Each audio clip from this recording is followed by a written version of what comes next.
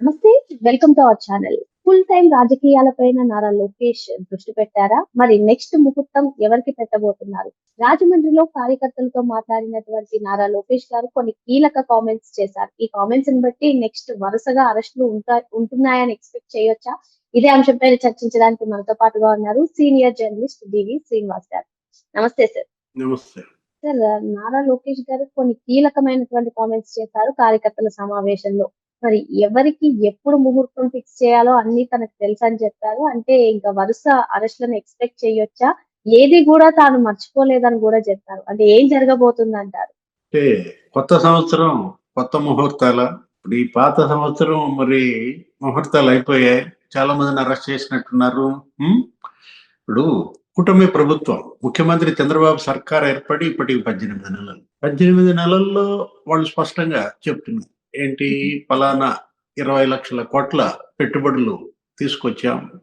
దగ్గర దగ్గర మరి మొన్న సమ్మిట్ లోనే 13 లక్షల కోట్ల పెట్టుబడులు వచ్చాయి. అటు ఎస్ఐపిబి ద్వారా ఒక 8 లక్షల కోట్ల పెట్టుబడులు ఓకే చేశాం.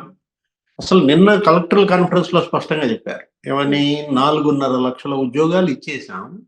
ఆ ఉద్యోగాలు నీకు డాష్ బోర్డ్ లో కూడా పెట్టమన్నారు. ఏ కంపెనీలో ఎన్ని ఉద్యోగాలు వచ్చాయి, ఏంటి, వాళ్ళ పేర్లు కూడా ఇవ్వమని ధైర్యంగా చెప్పినటువంటి ముఖ్యమంత్రి. అంటే ఏంటి, మొదటి సంవత్సరం 4.5 లక్షల ఉద్యోగాలంటే వాళ్ళ యొక్క లక్ష్యం చేరారు. ఏది, ఇప్పుడు 20 లక్షల ఉద్యోగాల కల్పన వాళ్ళ యొక్క లక్ష్యం.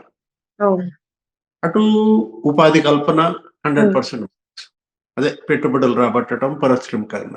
రెండోది, ఇటు కేంద్రం నుంచి నిధులు రాబట్టడం. ఈ రోజు కూడా వెళ్ళారు. అక్కడ ఒక 6 కేంద్ర మంత్రులతో కలుస్తున్నారు. నిర్మలా సీతారామన్ కూడా కలిసి అడిగారు, ఏంటి ఇట్లా రాయలసీమకి 40,000 కోట్లతో ఉద్యాన హబ్ గా మార్చడానికి పూర్వోదయ కింద పెడతారా? మరి పోలవరం, ఆ తర్వాత ఈ నల్లమల సాగర్ కొత్తగా వచ్చినటువంటి చేపట్టినటువంటి ప్రాజెక్ట్, బనకచెర్ల ప్లేస్ లో వచ్చింది ఈ నల్లమల సాగర్, దానికి కూడా మరి నిధులు ఇవ్వండి, ఆల్రెడీ మా దగ్గర కార్పొరేషన్ కూడా పెట్టాం అంటూ అటు ఆర్థిక ఇబ్బందులు గట్టెక్కించడం, మరోవైపు మరి రావాల్సినటువంటి నిధులు కేంద్రం నుంచి రాబట్టడం, అందులో 100% మార్క్స్. ఏది, మరి దీంట్లో తీసుకున్నట్లయితే సంక్షేమం, వెల్ఫేర్, వాళ్ళ ప్రజల్లో సంతృప్త స్థాయి కూడా మరి 80% ఉంది. ఏది, పింఛన్లలో అయితే మరి 90%. అంటే అటు ఉచిత ప్రయాణం ఆర్టీసీలో మహిళలకు కల్పించారు. సూపర్ 6 చాలా వరకు అమలు చేసేసారు వాళ్ళు ఇచ్చినటువంటి హామీలు. ఇలాంటి పరిస్థితుల్లో మరి దానిలో కూడా మరి 80% ప్రజలు సంతృప్త స్థాయిలో ఇచ్చిన నేపథ్యంలో వెల్ఫేర్, అన్నా క్యాంటీన్లు తెప్పించారు. చక్కగా పేదోడు ఇంత అన్నం తింటున్నాడు, పని చేసుకుంటున్నాడు, పింఛన్లు పొందుతున్నాడు, జీవన ప్రమాణాలు మెరుగుపడుతున్న ప్రస్తుత నేపథ్యంలో శాంతి భద్రతలు ఇవాళ కీలకం. ఏది, దేనికైనా శాంతి భద్రతలు ఉండాలి అని నిన్నే పవన్ కళ్యాణ్ అన్నారు. పరిశ్రమలు కావాలన్నా, యువత ఉపాధి కల్పన జరగాలన్నా. అంటే ఏంటి, సోషల్ మీడియా పోస్టులు ఆయన ఆవేదన సీఎం మీద, డిప్యూటీ సీఎం మీద, అనిత మీద, లోకేష్ మీద ఎవరికి చెప్పుకోవాలి మేము అన్నట్టుగా ఆయన బాధపడిన నేపథ్యంలో ముఖ్యమంత్రి ఒకటే మాట అన్నారు నిన్న కలెక్టర్ కాన్ఫరెన్స్ లో, రౌడీలను రాష్ట్రం నుంచి బహిష్కరించాలన్నారు. అంటే రాష్ట్ర బహిష్కారం రౌడీలకు గనక జరిగినట్లయితే, రౌడీ రహితంగా ఆంధ్రప్రదేశ్ మారితే ఇంకా అంతకన్నా ప్రజలు కోరుకునేది ఏందమ్మా? చంద్రబాబు గారు ఆ స్టేట్మెంట్ ఇవ్వడం, ఈ రోజు చూస్తే లోకేష్ గారు ఎవరికి ఎప్పుడు చెక్ పెట్టాలో నాకు తెలుసు అనే రేంజ్ లో ఆయన స్టేట్మెంట్స్ ఇవ్వడం, అంటే మొత్తానికి వైసీపీకి చెక్ పెట్టబోతున్నారంటారా? ఇప్పుడు నెక్స్ట్ అరెస్ట్ ఎవరు? ఇప్పుడు వల్లభనేని వంశీ ఆల్రెడీ మళ్ళీ ఇంకో కేసులో ఇరుక్కున్నాడు. అవును సార్. ఏంటది, హత్యాయత్నం కేసు అనమాట. అదేదో కాఫీ హౌస్ దగ్గర ఉన్నటువంటి అతను సునీల్ అనే అతన్ని మరి చంపబోయారని చెప్పి అందులో A1 గా వంశీ ఉన్న నేపథ్యంలో, అంటే అక్కడ వంశీ కొంచెం మరి ఏది, ఇప్పుడు గన్నవరం నియోజకవర్గంలో అతను చేసిన అక్రమాలు, మట్టి మాఫియా, దందాలు, భూ కబ్జాలు, లేకపోతే ఇక్కడ నిన్న అతను వచ్చాడు మెడికల్ కాలేజీల ప్రైవేటీకరణ సంతకాల సేకరణలో పాల్గొంటున్నాడు. ఎవరు, కొడాలి నాని. అక్కడెక్కడ గుడివాడలో మాట్లాడుతూ ఇంకొక 6 నెలలు పెట్టుకున్నాడు. అంటే ఇప్పటికేదో ఒక 6 నెలలు అటు సర్జరీకి పోయింది, ఒక 6 నెలలు రెస్ట్ అయినా కానీ ఇంకో 6 నెలలు రెస్ట్ తీసుకోమన్నారు, వస్తాను అనేది చెప్తున్నాడు. ఇప్పుడు దీని దెబ్బకి ఇంకో సంవత్సరం రెస్ట్ అడుగుతాడా? ఏది ఇప్పుడు కొడాలి నాని అరెస్ట్ ఎప్పుడు అనేది కదా ఇవాళ టీడీపీ కార్యకర్తలు కూడా రగిలిపోతోంది. అవును. తను గతంలో చేసినటువంటి వ్యాఖ్యలు, హిందూ దేవుళ్ళ పట్ల చేసిన వ్యాఖ్యలు, ఏది అటు నీ అమ్మమ్మ గుడి కట్టించాడా తిరుపతి గుడి అని అడిగాడు. ఆ? లేకపోతే మరి వెండి సింహాలు ఎత్తుపోతే దుర్గమ్మ సింహాలు వెండే కదా అన్నాడు. ఆ? ఆంజనేయ స్వామి చెయ్యి నరికితే కట్టే కదా అన్నాడు. దాని ఫలితం ఇప్పుడు అనుభవిస్తున్నారు. కాకపోతే రౌడీ రహితంగా ఆంధ్రప్రదేశ్ మార్చాలి అనేది అదొక బెంచ్ మార్క్ గా పెట్టుకోవాలి. ఉమ్. రౌడీలు భయపడాలి. ఏపీలో ఉండాలంటేనే రౌడీలు భయపడాలి. ఇప్పుడు ఆల్రెడీ పీడీ యాక్ట్ పెడుతున్నారు. ఈ రోజు ఏమో కొత్తగా ఒక పెద్ద అరెస్ట్ కూడా చేశారు. ఈ సోషల్ మీడియా పోస్టుల్లో చాలా చెలరైపోయినటువంటి కుర్రాడిని దగ్గర 15 కేసులు ఏమో ఉన్నట్టున్నాయి. అతని పైన ఫస్ట్ పీడీ యాక్ట్ ఈ రోజే రిజిస్టర్ అయిన నేపథ్యంలో ఉమ్, మొత్తం ఏది జగన్మోహన్ రెడ్డి పెంచి పోషించాడు వీళ్ళందరూ. ఒక రౌడీ ఉత్పత్తి కర్మాగారంగా మారింది ఏది వైఎస్ఆర్ కాంగ్రెస్ పార్టీ. ఆ? అసలు అచ్చోసిన ఆంబోతులు వదిలినట్టుగా వదిలేరనమాట. ఇంకా పెంచుతున్నారు, ఇంకా చేస్తున్నారు. ఇది ఓడిపోయినా వాళ్ళల్లో మార్పు రాలేదు. కోరుగడ్డే స్వయంగా చెప్పారు, నా వెనక జగన్మోహన్ రెడ్డి ఉన్నారు కాబట్టి నేను ఇంటికి రాగలిగాను అని. ఇప్పుడు రౌడీలందరి వెనుక ఉన్నది జగన్మోహన్ రెడ్డి. వాళ్ళందరికీ మరి వాదనలు చేస్తోంది పొన్నవోలు సుధాకర్ రెడ్డి. అతనే చెప్పాడు కదా ఏమని బోరగడ్డ, జగన్ ఎవరైతే బెయిల్ పై బయటికి తీసుకొచ్చారు అడ్వకేట్లు వాళ్లే నా తరఫున కూడా వాదించారంటే దాన్ని ఖండించారు. అంటే జగన్మోహన్ రెడ్డి ఎవరి తరఫున వాదనలు వినిపిస్తున్నాడు? అడ్వకేట్లను పెడుతున్నాడు, డబ్బులు ఖర్చు పెడుతున్నాడు. రౌడీలకి ఇతను ఒక కౌన్సిలర్ గా మారాడు, అంబాసిడర్ గా మారాడు. ఇప్పుడు పెట్టుబడులకి బ్రాండ్ అంబాసిడర్ గా చంద్రబాబు, లోకేష్ వాళ్ళు మరి పెట్టుబడులు రాబడుతుంటే రౌడీలు, గుండాలకు అంబాసిడర్ గా జగన్మోహన్ రెడ్డి. ఇప్పుడు మర్చిపోయి అసలు విషయం నీకు చెప్పటం ఏంటి, అసలు వీళ్ళు ఈ మధ్య అసలు ఇంటర్వ్యూలు ఇస్తున్నారు. అవును సార్. ఎవరు ఇప్పుడు ఈ రౌడీ షీటర్లు అందరూ కూడా ఇవాళ ఛానల్స్ లో కూర్చోబెట్టి మాట్లాడిస్తున్నారు వీళ్ళందరి ద్వారా.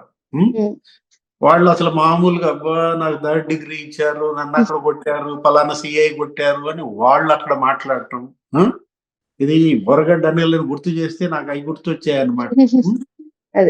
ఎవరైతే రౌడీ షీటర్లుగా ఉన్నారో వాళ్ళందరినీ సోషల్ మీడియాలో లేకపోతే మెయిన్ స్ట్రీమ్ మీడియాలో ఛానల్స్ లో కూర్చోబెట్టి మాట్లాడిస్తున్నారంటే దీన్ని కట్టడి చేయాలి.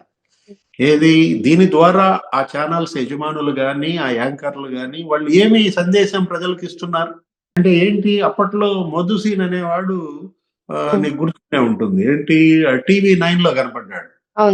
పట్టాల రవి హత్య కేసులు అందరు ఆశ్చర్యపోయారు. అసలు ఇతన్ని ఎక్కడ పట్టుకొచ్చారు, ఇతను TV9 లో ఎలా రిలే చేశారు అతని యొక్క ఇది అని చెప్పి. అంటే అదేదో వాళ్ళు అలాంటి దీనికోసం చూసుకోకూడదు. ఏది అది స్కోర్ అనుకోకూడదు.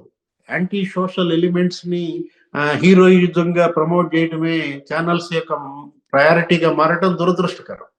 ఆ రోజు అతను అన్నాడు జగన్ కళ్ళల్లో ఆనందం చూడటం కోసమే నేను పరిటాల రవిని చంపాను అన్నాడు. ఎవరు? మధుసీన్. ఈ కళ్ళేం కళ్ళు తల్లి, ఏది జగన్ కళ్ళల్లో ఆనందం ఏంటి? ఇలా పనులు చేస్తేనే అతని కళ్ళల్లో ఆనందం వస్తుందా? ఆ రోజు ఖండించలేదు, ఈ రోజు ఖండించలేదు. ఇప్పుడు బోరగడ్డ అనిల్ చేసినా జగన్ కళ్ళల్లో ఆనందం కోసమే, శ్రీరెడ్డి చేసినా జగన్ కళ్ళల్లో ఆనందం కోసమే. ఇప్పుడు అతను ఎవరు? జోగి రమేష్. ఇతని కళ్ళల్లో ఆనందం కోసమే కదా మరి రఘురామకృష్ణరాజుని పచ్చి బూతులు అసెంబ్లీలో మాట్లాడాడు. లేకపోతే ద్వారంపూడి చంద్రశేఖర్ రెడ్డి భువనేశ్వరి మేడం గురించి మాట్లాడాడు, వంశీ గాని లోకేష్ మీద మాటలు. అంటే జగన్ కళ్ళు మరి ఎందుకు ఆనందిస్తాయి ఇలాంటి మాటలు, ఇలాంటి చేష్టలు? ఎవరెంత నేరం చేస్తే జగన్ కళ్ళకి అంత ఆనందం. ఇప్పుడు ముందు ఈ కళ్ళని బ్యాన్ చేయాలి. ఏది? ఈ కళ్ళని బహిష్కరించాలి. ఇప్పటికైనా ఈ కళ్ళు తెరిపిస్తుందా? జగన్ కళ్ళు ఇవాళ రౌడీల పాలిట అవి ఒక వరాలుగా మారినటువంటి పరిస్థితుల్లో జగన్మోహన్ రెడ్డిని ఇవాళ కట్టడి చేయాలి. ఎలా కట్టడి చేస్తారు? ఒకవైపు రౌడీలను వదులుతున్నాడు, మరోవైపు ఏంటి తన మీడియా ద్వారా, తన సోషల్ మీడియా ద్వారా దుష్ప్రచారం చేస్తున్నాడు. నీచ ప్రచారం, లేనివి ఉన్నట్టుగా. నిన్న చూసావు కదా, నిన్న అతను మాట్లాడుతూ యోగాంధ్ర అంట 330 కోట్లు. అసలు ఎవరన్నా నమ్ముతారా? అంటే ఏంటి ఇతనికి జనం అంటే ఎంత చులకన అయిందనేది అక్కడే అర్థమవుతుంది. అక్కడ వాళ్ళు ఎంత ఖర్చు పెట్టారు, ఇప్పుడు 60 కోట్లు ఏమో ఖర్చు పెట్టినట్టున్నారు. దాంట్లో కూడా నీకు కేంద్రం రీయింబర్స్ చేసింది అది. ఉమ్, రాష్ట్ర ప్రభుత్వం పెట్టిన ఖర్చు కేంద్రం రీయింబర్స్ చేస్తే నీకేంటి నొప్పి? పైపెచ్చు పొరపాటున చంద్రబాబు ముఖ్యమంత్రి ఏమన్నారు? ఋషికొండ ప్యాలెస్ తో కట్టే దాంతో 2 మెడికల్ కాలేజీలు వచ్చాయన్నారు. ఆయన ఉద్దేశం ఏంటి? 2 మెడికల్ కాలేజీలు పూర్తి చేసేవాళ్ళం. ఆయన సగం ఖర్చు పెట్టాడు కదా, మిగతా సగం కూడా పూర్తి చేసి అయిపోయాయి అనేది ఆయన ఉద్దేశం. అంటే ఇతను తెలివిగా జగన్ ఏమని మార్చాడు అంటే 2 మెడికల్ కాలేజీలు అన్నాడు కదా, ఋషికొండకి ఎంత ఖర్చు పెట్టాం? మరి 480 కోట్లు ఖర్చు పెట్టాం కదా, దాంట్లో సగం 240 కోట్లు, 230 240 అయి ఉంటది ఋషికొండ అన్నాడు. ఋషికొండకి 230 240 అయ్యిందని తగ్గించుకునే ప్రయత్నం, ప్రజల్లో మళ్ళా కన్నుగప్పే ప్రయత్నం. యోగాంధ్రానేమో 60 కోట్లని 300 కోట్లుగా చేసే ప్రయత్నం. అదేమో సగం తగ్గిస్తాడు, ఇదేమో 5-6 రెట్లు పెంచుతాడు. అంటే ఇప్పుడు ఇతనే ఒక ఉపద్రవం. ఇవాళ ఆంధ్రప్రదేశ్ కష్టాలకి, ఆంధ్రప్రదేశ్ నష్టాలకి జగనే ఇవాళ ఒక ఉపద్రవమైనటువంటి పరిస్థితుల్లో మీరు మొంతా తుఫాను, హుద్‌హుద్ తుఫాను, లేకపోతే తిత్లీ తుఫాను వాటి మీద జయించటం కాదు. కూటమి ప్రభుత్వం, చంద్రబాబు సర్కార్ ముందు జయించాల్సింది ఏ తుఫాన్ని, కంట్రోల్ చేయాల్సింది ఏ విపత్తుని? జగన్ అనే విపత్తును నియంత్రిస్తేనే ఆంధ్రప్రదేశ్ కి భవిష్యత్తు. అతను ఇప్పుడు అటు రౌడీల మీద నడుపుతున్నాడు రాజకీయం, మరోవైపు కోర్టుల్లో కేసులు వేస్తున్నాడు. ఎన్ని కేసులు వేసాడమ్మా? ఈ 18 నెలల్లో 18 కేసులు వేసాడా? అరే జగన్మోహన్ రెడ్డి మామూలుగా లేదు. అభివృద్ధి సంక్షేమంతో పాటు కూటమి ప్రభుత్వం జగన్ లాంటి విపత్తులను కూడా సమర్థవంతంగా ఎదుర్కొంటూనే ఆంధ్రప్రదేశ్ బాగుపడుతుందని చెప్తున్నారు. మరో అంశంతో మళ్ళీ కలుద్దాం. Thank you sir.